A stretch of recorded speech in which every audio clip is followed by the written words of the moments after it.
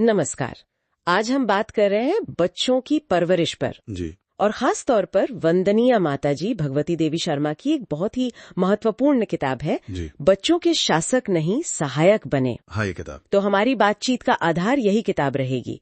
ये भारतीय परिवारों के लिए बहुत ही प्रैक्टिकल गाइडेंस देती है। बिल्कुल आम परिवारों को ध्यान में रखकर लिखी गई है। हाँ, तो आज कोशिश रहेगी कि इस किताब से कुछ खास बातें, कुछ नुस्खे निकालें, कैसे हम बच्चों के शासक नहीं बल्कि सहायक बन सकते हैं। सही है। शासक और सहायक में बहुत बड़ा फर्क है। बिल्कुल।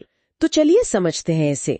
वंदनीय माताजी एक बहुत बुनियादी बात कहती हैं कि माँ बाप का काम सिर्फ खाना खिलाना, स्कूल भेजना ये सब ही नहीं है। नहीं, ये तो बस शुरुआत है। असल काम है बच्चों में अच्छी आदतें डालना, उनके अंदर अच्छे गुण जगाना। बिल्कुल। वो कहती हैं कि ये पशुता को मनुष्यता में बदलने जैसा है। बिल्कुल सही कहा। और किताब इसी पर जोर देती है कि अनुशासन के नाम पर जो सख्ती होती है ना, हाँ, जैसे फौजी नियम। हाँ, फौजी नियम या फिर रौब दिखाना, मार पिटाई, ये सब बच्चों में विरोध पैदा करता है, कड़वाहट भर देता है। तो नतीजा उल्टा निकलता है। हाँ, वो सुधरने के बजाय ज्यादा जिद्दी हो जाते हैं, अनुशासनहीन हो जाते हैं, तो शासक बनने की कोशिश बेकार जाती है। ये बात भी बड़ी दिलचस्प लगी कि बच्चों को कुछ कहने का, आदेश देने का तरीका कितना जरूरी है। बहुत ज्यादा। वंदनीय माताजी कहती हैं कि जब बच्चा खेल रहा हो, पूरा मगन हो, तब उसे कुछ मत कहो। हाँ, उस वक्त वो सुनेगा भी नहीं।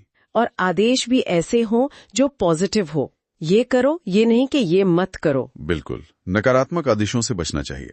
और एक और बात कि बच्चों को पास बुलाकर आराम से कहो, दूर से चिल्लाने का वो असर नहीं होता। जी, पास बुलाकर कहने से वो जुड़ाव महसूस करते हैं, बात को गंभीरता से लेते हैं। अच्छा, इसी तरह किताब में नियमित दिनचर्या की बात भी है, रूटीन। हाँ, रूटीन बहुत जरूरी है, लेकिन थोपना नहीं है। बिल्कुल, थोपना नहीं है। बच्चों से बात करके शायद उनकी राय लेकर नियम बनाएं तो बेहतर। और सबसे जरूरी कि माँ बाप खुद उस रूटीन को फॉलो करें। हाँ, ये तो है। अगर हम ही नहीं करेंगे तो बच्चे कैसे सीखेंगे। सही बात है।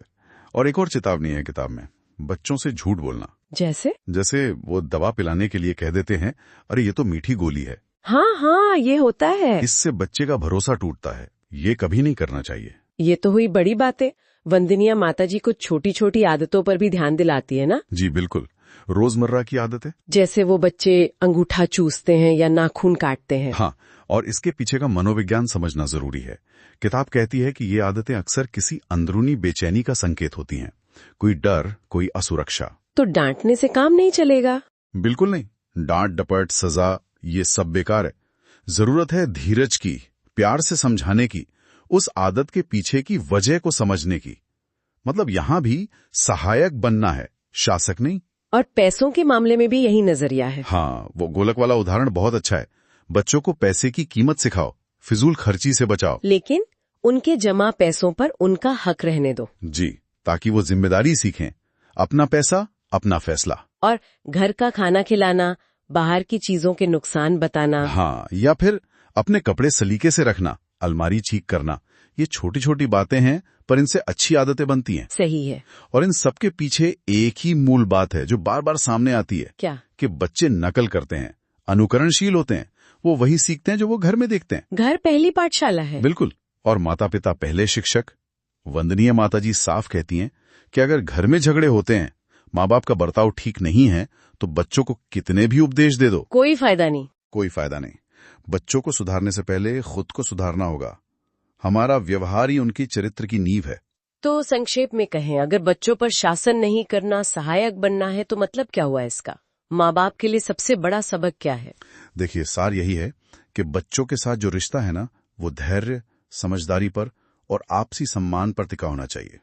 हमें उनकी भावनाओं को समझना है, उनकी जरूरतों को जानना है, और सबसे जरूरी, उनके सामने एक अच्छा आदर्श बनना है। उन्हें खिलते हुए फूल की तरह समझना है। बिल्कुल, वंदनीय माताजी उन्हें खिलते हुए कुसुम मानती हैं, जिन्हें सख्ती से नहीं, प्यार